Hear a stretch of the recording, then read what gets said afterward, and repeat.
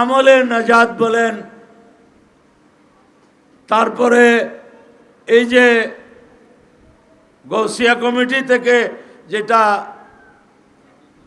তরবিয়তি নেসাব, এই যে কিতাবগুলো বাংলা ভাষায় যে কোরআন হাদিসের কথাগুলো আরবি থেকে বাংলায় কে আনলো?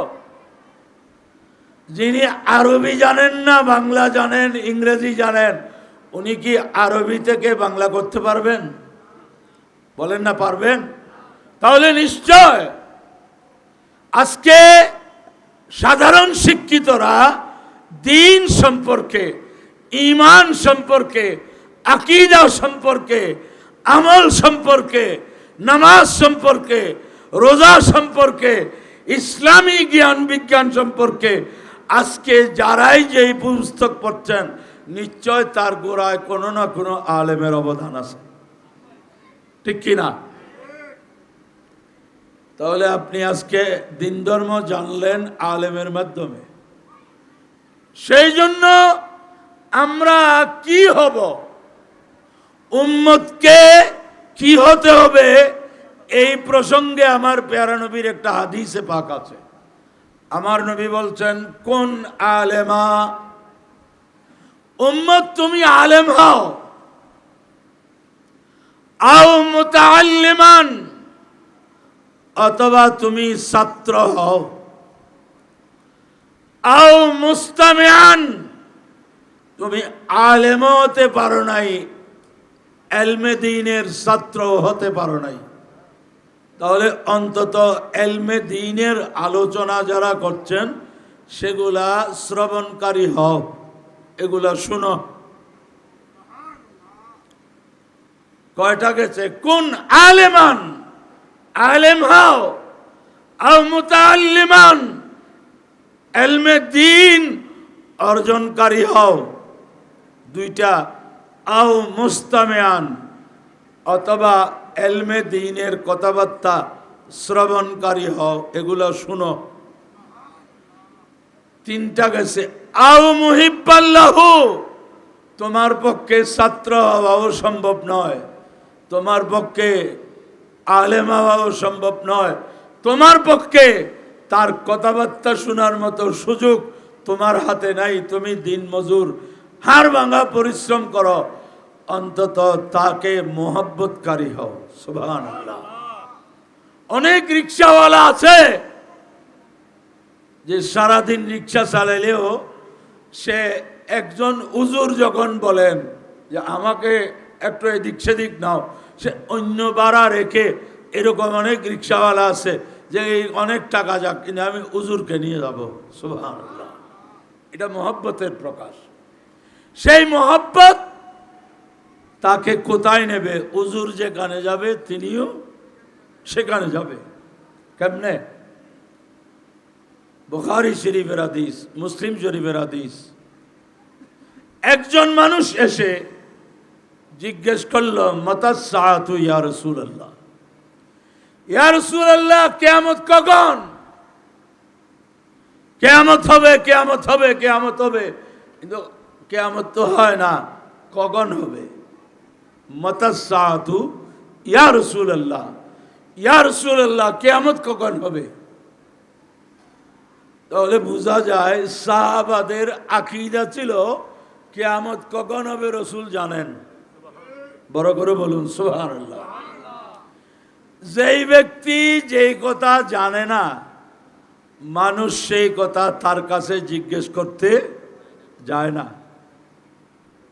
একজন এমবিবিএস ডাক্তারের কাছে গিয়ে কেউ কি জিজ্ঞেস করবে যে স্যার আমাকে তো প্রেসক্রিপশন দিয়েছেন, ঠিক আছে, আমার আরেকটা জিনিস জানার দরকার।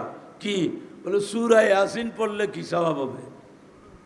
ডাক্তার বলবে তুমি এটার জন্য মানুষ দেখো না, এটার জন্য আমি নাকি? হুজুররা কি করবে? তাহলে মানুষ যেটা জানে সেটাই তার কাছে জানতে চায়। সাহাবা কিরাম আমার নবীর কাছে জানতে চাচ্ছে, মাতাস সাআতু ইয়া রাসূলুল্লাহ, ইয়া রাসূলুল্লাহ, কিয়ামত কখন হবে? জানলেও কি সবকিছু বলে দিতে হয়? না। অনেক সময় ডাক্তার বুঝতে পারেন রোগী বাঁচবে না, রোগী এই জন্য কি রোগীকে বলে দেবে যে তুমি আর কয়েক ঘন্টা আসো, তওবা তিল্লা করে ফেলো? এটা বলা নিষেধ। রোগী দেখতে যাওয়া সুন্নত, আবার দেখতে গিয়ে ভয় লাগাই দিয়া এটা সুন্নত না। দেখতে গিয়ে আশা দেয়া এটা হচ্ছে সুন্নত।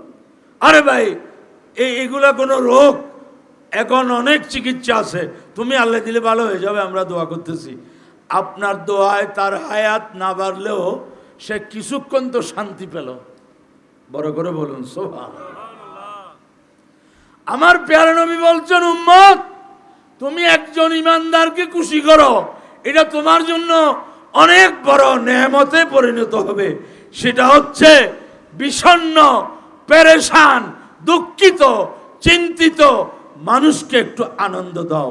তাকে একজন জটিল রোগীকে কয়েকজন মানুষ যখন বলবে যে না না না তোমার এইসব রোগ, এগুলা এখন যথেষ্ট চিকিৎসা আছে, আবার এইটা যদি বলে দেন, দেখতে এসে যদি বলেন ভাই তোমার তো খানের লতি ভেঙে গেছে, তোমার নাকের মাথা ভেঙে গেছে, তুমি আর কতক্ষণ আছো জানি না, এইগুলা আমার রসুল বলতে নিষেধ করেছেন। কারণ এতে মৃত্যু তো মৃত্যুর টাইমে হবে, কিন্তু মৃত্যুর আগে তুমি তাকে ঠেলে দেয়া এটা তোমার কাজ না।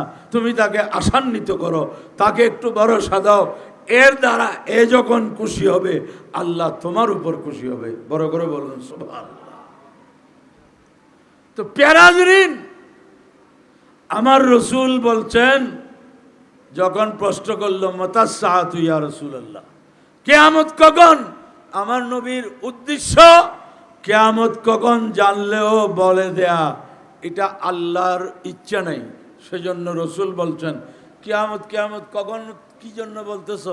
মা আদাত্তালাহা, পরীক্ষার্থীর কাজ খালি পরীক্ষা কখন এটা দেখা না, পরীক্ষার জন্য প্রস্তুত হওয়া, পরীক্ষার জন্য প্রস্তুত হওয়া। পরীক্ষার্থী যদি বলে এক মাস পর পরীক্ষা, তারপরের দিন পড়বে 29 দিন পর পরীক্ষা, তারপরের দিন বলবে 28 দিন পরীক্ষা, এগুলা বলে কোনো লাভ হবে? বরং এইটা না বলে তুমি পরীক্ষার প্রস্তুতি নাও। আমার রসুল বলছেন মা আদাত্তালাহা, কিয়ামত কখন জানতে চাচ্ছ? কিয়ামত দিবসে মুক্তি পাওয়ার জন্য, পার হওয়ার জন্য, হিসাবের গাঁঠি উত্তীর্ণ হওয়ার জন্য কি প্রস্তুতি আছে তোমার? তখন ওই সাহাবী বললেন, মনে রাখতে হবে আমার রসুলকে যিনি জিজ্ঞেস করছেন উনিও সাহাবী। বড় করে বলুন সুবহানাল্লাহ। উনি বললেন মা আদাতুলাহা কবীরা সালাতিন ওয়ালা সাওম, ইয়া রাসূলুল্লাহ আমার কাছে বড় নামাজ রোজার কোনো পুঁজি নাই। তো রসুল তো বললেন না নামাজ নাই রোজা নাই, তোমাকে কি হয়েছে, কিয়ামত কখন হবে এগুলো জানার জন্য যাও। রসুল সেটা বলেন নাই, বলছেন কি? ওই সাহাবী বলছেন মা আদাতুলাহা মিন কাসীর সালাতিন আও সাওমিন, আমি অনেক নামাজ রোজার পুঁজি নাই, ইল্লা আন্নি উহিব্বুল্লাহ ওয়া রাসূলাহু, ইয়া রাসূলুল্লাহ আমার কাছে একটা দৌলত আছে, সেটা হচ্ছে আমি আল্লাহ এবং রসুলকে মহব্বত করি। বড় করে বলুন না সুবহানাল্লাহ। বাতিলরা বলে না নামাজ নাই রোজা নাই খালি রসুলের মহব্বত, রসুল তো সেটা বলে নাই, তুমি কে এটা বলার জন্য? রসুল তো বলেন নাই যে তুমি নামাজ নাই রোজা নাই যাও, তোমার জন্য কোনো মহব্বত নেই।